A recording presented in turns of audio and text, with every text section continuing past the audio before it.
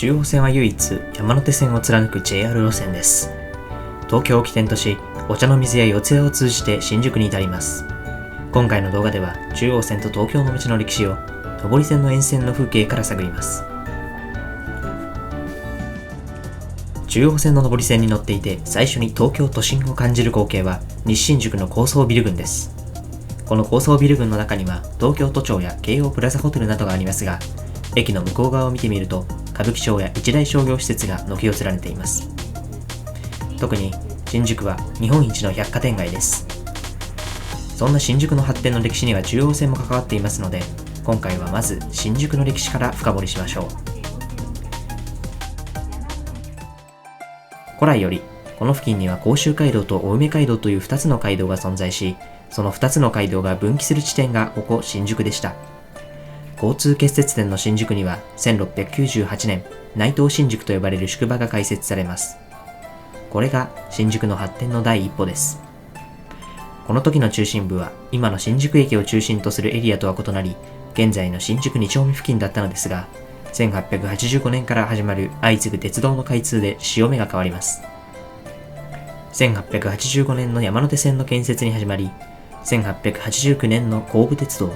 後の中央線と1903年の東京市街鉄道、東京都電、さらには1915年の京王線の新宿乗り入れで、ターミナル駅としての役割は徐々に大きなものとなっていきました。特に中央線の開通は当時石灰石が大きな特産品であった多摩地区と東京方面をつなぐ鉄道として建設されたもので、元は江戸時代からの上水である玉川上水の堤防を利用する予定が政府の認可が下りず、それならばと当時市街がほとんどなく農村地帯だった現在の中野や立川などの区間を直線的に結んでいます。一方、当時の市街地を結ぶ役割は甲州街道沿いを今でも走る京王線が担っています。そんなターミナル化が完了し、成長が本格化し始めた新宿に、今度はその隆盛を決定づける出来事が起こりました。1923年の関東大震災です。この関東大震災は以前の浅草の歴史の動画のように東京の西側に甚大な被害を出しました。一方、山手である東京西側の被害は軽微で、ここから東京の東側から西側への人口移動が発生します。そしてこの際、交通の便がこれ以上なく良かった新宿は副都心としての地位を確実なものにしていくのでした。一方で、新宿には1965年まで浄水場がありました。この浄水場はヨドバシ浄水場といい、長らく新宿のシンボルでしたが、現在では廃止され、その跡地は西新宿の高層ビル群、具体的には京王プラザホテルや都庁などが存在する巨大なビル群に変貌しています。そのため、今でも西新宿の高層ビル群に向かうと、貯水場時代の貯水池と地面との高低差が残っています。そんな歴史を紹介しているうちに、左に歌舞伎町、右に高層ビル群を眺めながら、列車は新宿に到着です。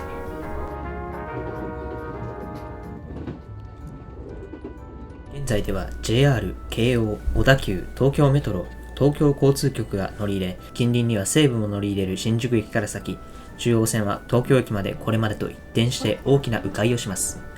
新宿駅から東京駅までの直線距離6キロの間を実に10キロ以上かけて走りますが、これほどの迂回の裏には実は陸軍の意向がありました。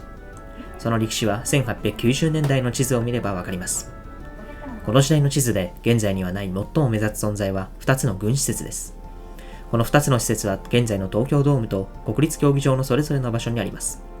当時、現在の東京ドームシティには東京砲兵工廠が、現在の国立競技場神宮球場のある場所には青山練兵場がありました。当時、陸軍は輸送上の観点から東京砲兵工廠への鉄道の乗り入れを望んでいました。当時私鉄であった中央線の前身、神戸鉄道は、この交渉に向けて鉄道を北側から一直線に敷設することで、政府からの認可を得ようと考えていたようです。しかしこれは、沿線住民からの反対やスイッチバック方式の必要から頓挫し、代わりに南側から大回りで東京の中心部に乗り入れる路線を計画し、これが功を奏して現在のルートとなりました。そんな中央線のルート取りにも思いを馳せつつ新宿駅を出ると、新宿御苑が目に入ります。この新宿御苑は、先ほどの新宿の歴史で紹介した内藤新宿の内藤氏の邸宅があったのがそのまま買い上げられた土地に立っています。これに前後して元は徳川家の土地であった東京体育館を抜けると、明治神宮外苑が広がります。ここには国立競技場や神宮球場などがありますが、ここには戦前、先ほども言った通り、青山練兵場が存在しました。実は昔はこの青山練兵場にも中央線からの引き込み線が存在していたようです。信濃町駅を出ると、鉄道は赤坂離宮の下、御所トンネルを通って四ツ谷駅に至ります。ここは丸ノ内線よりも中央線が地下深くを通っていることでも知られていますが、この町は新宿の隆盛と同時に勢いを落とした地域でもあります。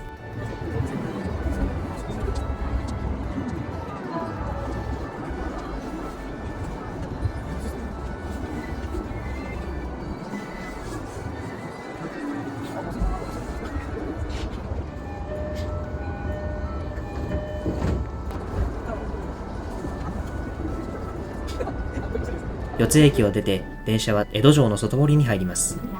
ここから先、お茶の水駅まで中央線は堀に沿って進んでいきます。このおかげで中央線は東京の中央部に線路を伸ばせたと同時に、これほど遠回りな路線が完成しているわけです。そのままおおむねまっすぐ進み、市ヶ谷駅付近の釣り堀も眺めながら、次の大きなカーブは飯田橋駅です。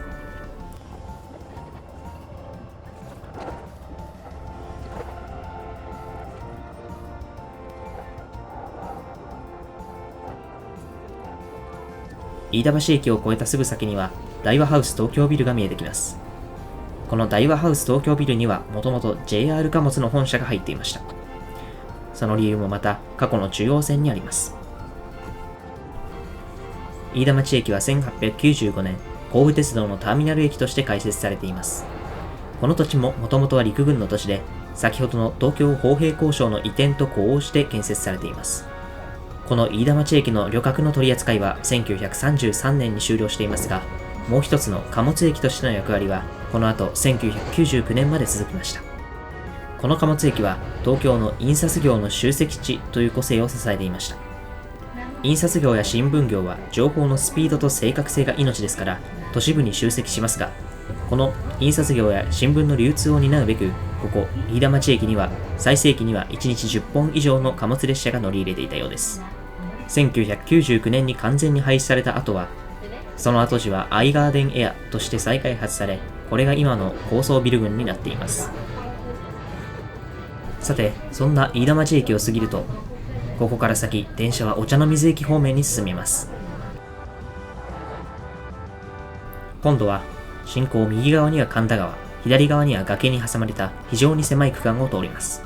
これは1890年に飯田町駅から万世橋駅への建設を出願した際、道路交通を邪魔しないようにという条件下で建設が許可されたもので、この区間でもやはり江戸城の外堀を活用し、周囲の道路交通を邪魔しないような高さに線路が建設されています。実はこの付近の神田川は江戸時代、地面を20メートルほど削り出して作られた人工河川で、だからこそ周りの高い標高に邪魔されないことが可能だったわけです。そんなわけで、駅舎もホームもいびつな形のお茶の水駅に到着。ここお茶の水は、東京医科歯科大学や明治大学など多くの大学が集積している東京随一の学生街となっています。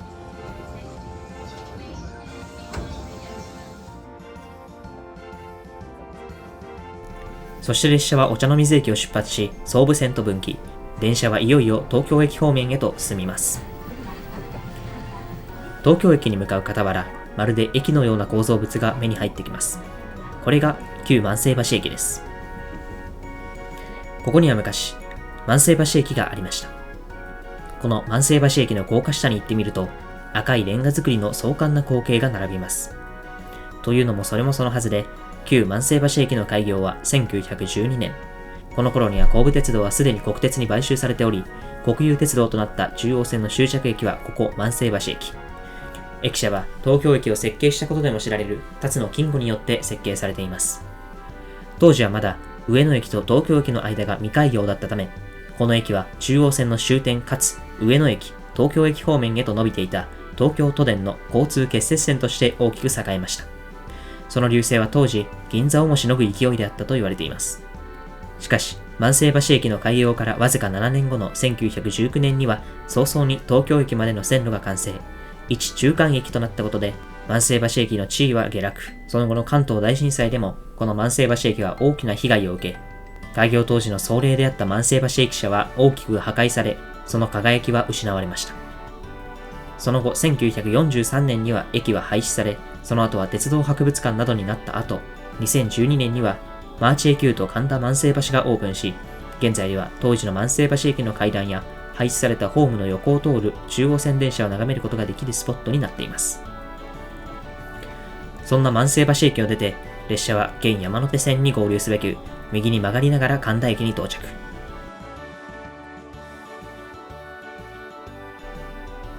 列車はそのまま神田駅を出発して、首都高都心環状線をくぐると東京駅に向かって34ミルの急勾配を登ります。この勾配を登って東京駅1番、2番ホームに列車は到着。丸の内側の駅舎スレスレに建設されているこのホームは、北陸新幹線の開業で新たに新幹線ホームが必要になったため、このように地上高い位置に設置されています。